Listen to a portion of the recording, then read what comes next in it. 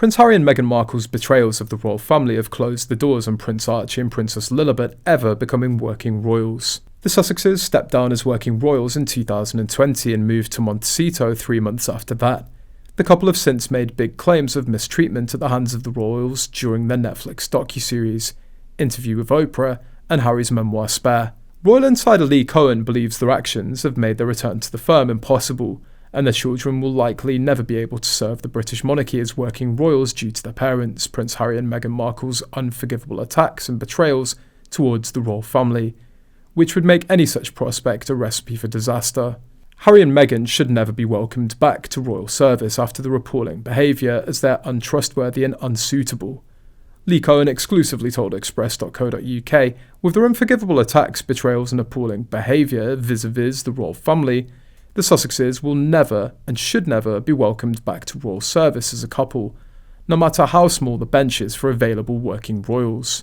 They're completely untrustworthy and have shown that they're unsuitable for royal service.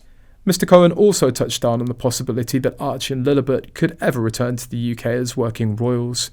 He claimed that the only possible path for them to do so would be if Harry and Meghan ever separated. But under any other circumstances, he labelled the scenario as a recipe for disaster. He explained, "While Archie and Lilibet are innocent children, I don't see any possible path barring separation from the parents for them to ever enter royal service. With the disrespect their parents have shown the UK, it's so improbable to think the children could be raised with a kernel of what it takes to be considered for royal service. This would be a recipe for disaster."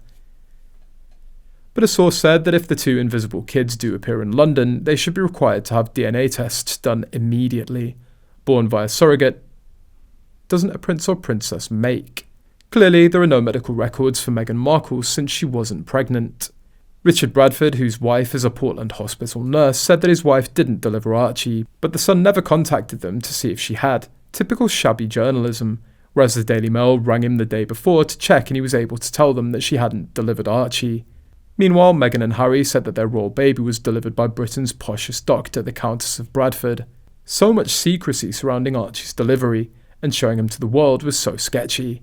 Also, Meghan's suicidal story, where she claims to have no access to a doctor, if she were pregnant, should have both had access and known she would have had access throughout like every other expecting mother in the UK.